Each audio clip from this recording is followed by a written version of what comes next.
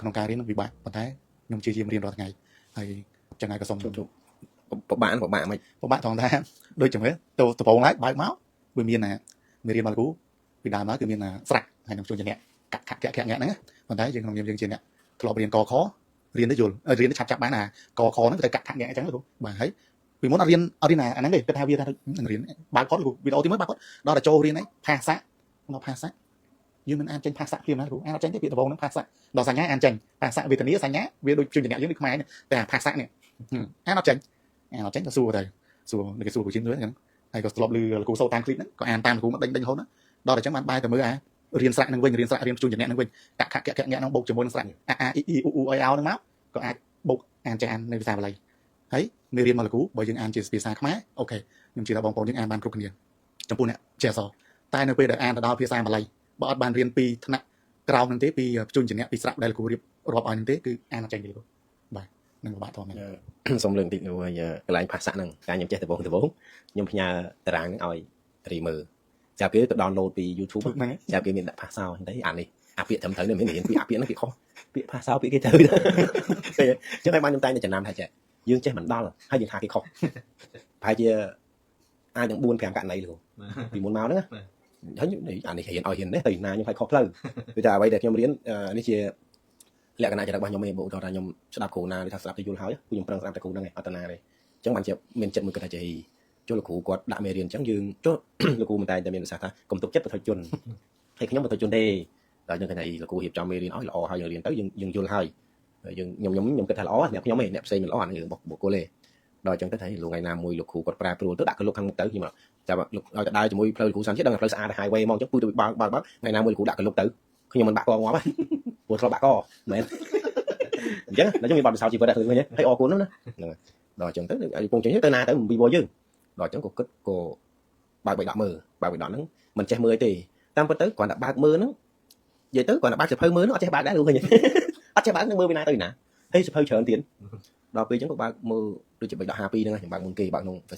នេះទេក្នុងទូរស័ព្ទទេស្រាប់អានទៅអូនៅនេះតាឃើញទេលោកគ្រូមេរៀនលោកគ្រូយកចេញពីនេះតាដល់ចាំមើលទៅពេលច្រើននិយាយទៅដល់ច្រើនគឺលោកគ្រូលើកដល់ច្រើននេះមានន័យថាចេះ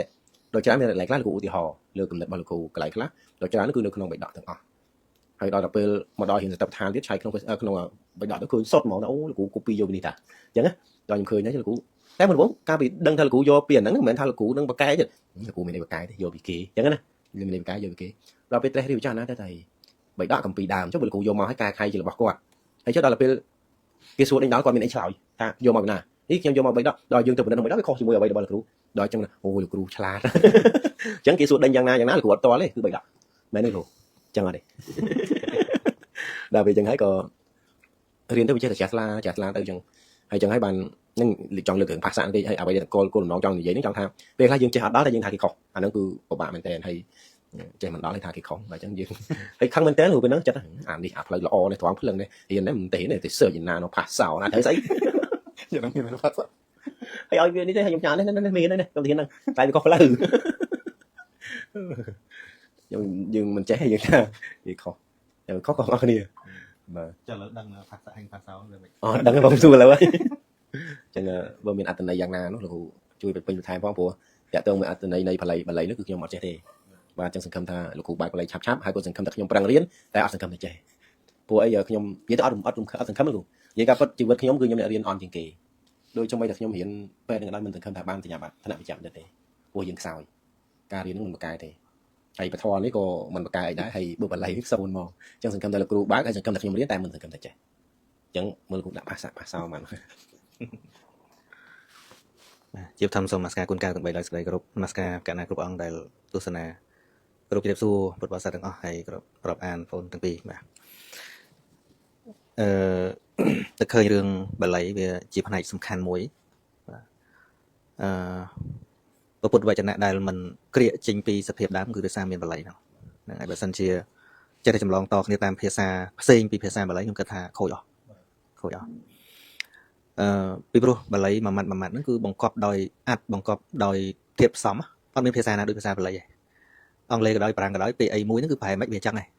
ប្រែបានពី3ន័យអីអញ្ចឹងប៉ុន្តែអត់ហែកទេអត់ហែកទៅអាហ្នឹងមកពីបង្គំអីខ្លះដូចបាលីសូម្បីតែពាក្យថាកម្មមួយម៉ាត់ហ្នឹង វាមិនមែនពាក្យដើមកម្មអញ្ចឹងទេវាមកពីករៈធាតុអញ្ចឹងទៅរមៈបច្ច័យអញ្ចឹងវាបង្គុំវាចេញមកបានទៅជាអញ្ចឹងហើយដល់យើងដឹងដល់កឡោតអញ្ចឹងទៅវាច្បាស់ហ្នឹងដូចធម្មៈអញ្ចឹងវាមិនមែនពាក្យដើមមកជាធម្មៈអញ្ចឹងមកពីធរៈធាតុអញ្ចឹងទៅឃើញវាមានធាតុដើមហ្នឹងហើយអញ្ចឹងបានមានន័យថាយើងមិនសិក្សាបាលីយើងមិនអាចយល់បានទេឲ្យតែមានអ្នកបញ្យល់ត្រឹមត្រូវក៏យើងអាចចូលទៅយល់នៅសេចក្តីដែលព្រះអង្គចង់សម្ដែងដល់បានតែដោយសារសេចក្តីដើមនៃព្រះពុទ្ធវចនៈហ្នឹងបានចងគ្រាកទុកនៅក្នុងភាសាបាលីដូច្នេះបើទោះជាយើងអានសម្រាយយ៉ាងម៉េចក៏ដោយក៏យើងនៅតែជួបពាក្យបង្កប់ជាបាលីមែនទេហ្នឹងហើយយើងនិយាយពាក្យកម្មនិយាយពាក្យចវ័ននិយាយពាក្យទោះបីយើងប្រែមិនក៏ដោយយើងចោលពាក្យហ្នឹងអត់កើតមកអញ្ចឹងមិនរាល់ថ្ងៃអង្គារហ្នឹងក្រុមសាស្ត្រពធខ្លះគាត់អ្នកចេះអង់គ្លេសហ្នឹងគាត់ជួបជុំគ្នាគាត់យកសភៅអភិធម្មបរិច្ឆេទហ្នឹងយកមកអានជាភាសាអង់គ្លេសទេមានជារៀបជាភាសាអង់គ្លេសហើយខ្ញុំក៏ចូលជួយមកភ្លេងដែរមានពេលខ្លះគាត់សួរខ្ញុំវគ្គភាសាវាមកដល់កន្លែងដែលយកតែពាក្យប្រែនៃពាក្យបាលីនោះហើយដល់ពាក្យប្រែវាមានន័យច្រើនហ្នឹងហើយអញ្ចឹងបានមុននឹងខ្ញុំអាចឆ្លើយថារឿងហ្នឹងគេចង់និយាយរឿងអីខ្ញុំសុំទៅដឹងអាដើមរបស់វាណាស្អីគេហ្នឹងអាដើមរបស់វាជាបាលីណាដល់ទៅដឹងបាលីបានដឹងថាអូអាហ្នឹងចេះទេឧបមាដូចជាអរិយសច្ចៈធម៌4ខ្ញុំមិនទាន់រកពាក្យអង់គ្លេសប្រែឲ្យត្រូវនៅឡើយជាពិសេសគឺទុក្ខអរិយសច្ចៈសភៅខ្លះក៏ប្រែដោយច្រើនសូម្បីវចនានុក្រមទុក្ខអរិយសច្ចៈគេប្រែថា suffering អត់ត្រូវវាអត់អស់បានតែចំណិតបន្តិច suffering បានបន្តិចអត់ត្រូវអស់ពីព្រោះទុក្ខអរិយសច្ចៈវាមិនមែន suffer ណាវាមិនមែនទល់ទុក្ខវេទនាឬក៏ទោមនស្សណាឃើញទេណា suffering គឺបើយើងប្រែពាក្យហ្នឹងគឺសំដៅទៅលើការឈឺចាប់ការដែលទទួលភាពលំបាកឬក៏ការឈឺចាប់ផ្លូវកាយផ្លូវចិត្តហ្នឹងបានហៅថា suffering ហ្នឹងហើយខ្លះទៀតគេប្រែ unsatisfactoriness ប៉ុន្តែទៅនៃស្តៀងគ្នាហ្នឹងវាទៅចូលទុក្ខសច្ចៈហ្នឹងចូលអត់ដល់ទេពីព្រោះបើយើងនិយាយពី feeling base អាវេទនា3ទុក្ខវេទនាទុក្ខវេទនាសុខវេទនាអទុក្ខមសុខវេទនាសិលទុក្ខអរិយសច្ចៈបានទាំងអស់ហ្នឹងហើយបើយើងមកប្រែពាក្យអង់គ្លេសថា suffering វាប្រែអត់ត្រូវអញ្ចឹងបានឮបរទេសនិយាយ the four noble truths អីចឹងទី1 suffering cause suffering កាលមកគាត់ចេះមែនដល់មើលពាក្យប្រែវាអត់ត្រូវហ្នឹងប្រែត្រូវទេអញ្ចឹងបានមានឆន្ទៈរៀនបាលីក៏ជារឿងល្អបាច់រៀនឲ្យចេះរៀនឲ្យតែដឹងហ្នឹងឲ្យតែដឹងខ្លះបើសិនយើងដាក់ចិត្តរៀនបាលីរៀនទុកឆ្ងាញ់ដែរឆ្ងាញ់មួយយ៉ាងទៀតឆ្ងាញ់ខុសពីភាសាដទៃភាសាដទៃរៀនគ្រាន់តែដើម្បីតំណងស្រួលអីចឹងទៅពេញតម្រូវការអីចឹងទៅប៉ុន្តែរៀនបាលីដូចយើងបានទំពាអីដែលនៅក្នុងនឹងដែលមានរសជាតិប្លែកពីភាសាដទៃតែថាអញ្ចឹងខ្ញុំមិនចេះទេបាលីហ្នឹងលោកចេមសុកតែខ្ញុំគ្មានចេះបាលីត្រូវហើយខ្ញុំមិនចេះចឹងទេហ្នឹងហើយគ្រាន់តែធ្លាប់រៀនសូត្រតែដឹងថាបើចង់រៀនផ្ដើមពីតាណាអញ្ចឹងណាខ្ញុំប្រហែលជានឹងបង្រៀនឲ្យបានបាលីហ្នឹងឥឡូវនេះខ្ញុំបានកម្រងចាប់ផ្ដើមហើយដោយសារខ្ញុំគិតថាបើខ្ញុំធ្វើមេរៀនហ្នឹងក៏ខ្ញុំធ្វើឲ្យទៅជាឯកសារមួយសម្រាប់អ្នកសិក្សាងាយស្រួលដែរហើយមានគោលគំនិតមួយទៀតពីមុនគិតថាចង់រៀបជារបៀបបច្ចេកទេសបរៀនខ្លួនឯងសុទ្ធសាធប៉ុន្តែដោយខ្ញុំយល់ថាតាមការដែលខ្ញុំធ្លាប់ឆ្លងកាត់មកប្រទេសកម្ពុជាយើងគឺកាលណាបើរៀនភាសាបាលីគេសាលាដ៏ច្រើនយកតាមលំនាំរបស់សេចនាងបាលីវេយ្យាករណ៍របស់សេចនាងអញ្ចឹងខ្ញុំនឹងធ្វើជាសភៅមួយបន្ថែមតែរសារនៅសភៅដើមហ្នឹង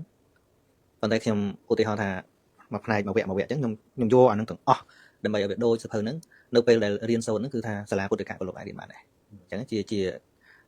ទៅជាក្បួនមួយបន្ថែមសម្រាប់អ្នកសិក្សាទាំងកណ្ណាទាំងបរិស័ទដែលចង់ចេះភាសាបាលីហ្នឹងអញ្ចឹងខ្ញុំនឹងទុកសេចក្តីដើមប៉ុន្តែខ្ញុំនឹងបន្ថែមដោយសេចក្តីពន្យល់លើអ្វីដែលមានស្រាប់ហើយនឹងឲ្យឧទាហរណ៍យ៉ាងច្រើនដើម្បីឲ្យកាន់តែងាយយល់អានេះតែគំនិតខ្ញុំចង់ធ្វើណាបាទហ្នឹងហើយអញ្ចឹងខ្ញុំគិតថាទៅឲ្យពីព្រោះខ្ញុំបានពឹងឲ្យបងឆេងជួយវាយឲ្យដូចទាំងអស់ហ្នឹងមកចប់ហ្នឹងហើយបានខ្ញុំឧបមាថានិយាយពីខណាមួយឧបមាថាសន្ធិចុះព្រោះនៅក្នុងហ្នឹងដាក់ឧទាហរណ៍តិចទេនៅពេលដែលខ្ញុំដាក់ទាំងអស់ចឹងហើយខ្ញុំនឹងធ្វើសេចក្តីអត្ថាធិប្បាយបន្ថែមហើយនឹងដាក់ឧទាហរណ៍ឲ្យច្រើនពីព្រោះការដែលខ្ញុំរៀនខ្ញុំដឹងថាកាលណាឆ្លងកាត់ឧទាហរណ៍កាន់តែច្រើនការចងចាំនិងការយល់ក៏កាន់តែបានច្រើនដែរសង្ឃឹមថានឹងចេញរួចសង្ឃឹមណាប៉ុន្តែអ្វីៗនៅកើតពីបច្ច័យថាបាទពីព្រោះពាក្យខ្លះឧទាហរណ៍ដូចខ្ញុំលើកថ្ងៃមុនអញ្ចឹងដូចពាក្យថាសុទ្ធាវាអីចឹងទៅយើងដឹងហើយថាសម្រាប់ព្រះអនាគាមែនទេហ្នឹងអនាគាសុទ្ធាវាអត់មានពាក្យទាំងដុំអញ្ចឹងពាក្យសុទ្ធាវាមួយម៉ាត់វាមកពីសុទ្ធិនិងអាវាសអីអាវាសបែរទីនៅហ្នឹងហើយទីកន្លែងនៅផ្ទះក៏ដោយសាលាក៏ដោយកន្លែងក្រោមដើមឈើក៏ដោយឲ្យតែទីនៅថាអាវាសអញ្ចឹងដល់ ធៈឬក៏សុទ្ធិហ្នឹងគឺសំដៅដល់បុគ្គលបរិសុទ្ធដល់ផ្សំចូលគ្នាទៅវាទៅជាសុទ្ធិវាហើយបើយើងមិនធ្លាប់រៀនបាលីពេលឃើញពាក្យហ្នឹងយើងគិតថាពាក្យហ្នឹងទឹកដុលចឹងឯងមែនទេ បាទ ហ្នឹងហើយដល់ទៅសំបីតែយើងប្រើពាក្យរាល់ថ្ងៃទៅយកពាក្យបាលីយកមកប្រើឧបមាថាចរាចរណ៍ខ្ញុំគិតថាយើងមិនដែលសិក្សាប្រភពដើមយើងគិតថាពាក្យចរាចរណ៍គឺជាពាក្យមួយម៉ាត់អញ្ចឹងឯងប៉ុន្តែមិនមែនពាក្យមួយម៉ាត់អញ្ចឹងឯងគឺមកពីពាក្យពីរម៉ាត់ធំធំអាពីរម៉ាត់ហ្នឹងមួយចែកទៀតប៉ុន្តែខ្ញុំមិនចង់ចែកទៀតចង់ចែកពីរម៉ាត់ចរាចរណ៍វាមកពីចរៈនិងអាចរៈចរនិងអាចរ ចោនឹងអាចោ ហ្នឹងចរៈហ្នឹងប្រែតែត្រាច់ទៅដល់អាចរៈប្រែតែមកអាផ្លូវទៅមកហ្នឹងនឹងអាទៅមកហ្នឹងហៅថាចរាចរណ៍ហើយគឺពាក្យពីរម៉ាត់វាមានទៅវាមានមកតែទៅមកមុខមិនមែនចរាចរណ៍ទេគឺវាទៅមានអ្នកទៅមានអ្នកមកហើយគេ ពីគោចរ បាទគោចរគោសត្វគោហ្នឹងហើយ បាទ ហើយចរហ្នឹងមានន័យថា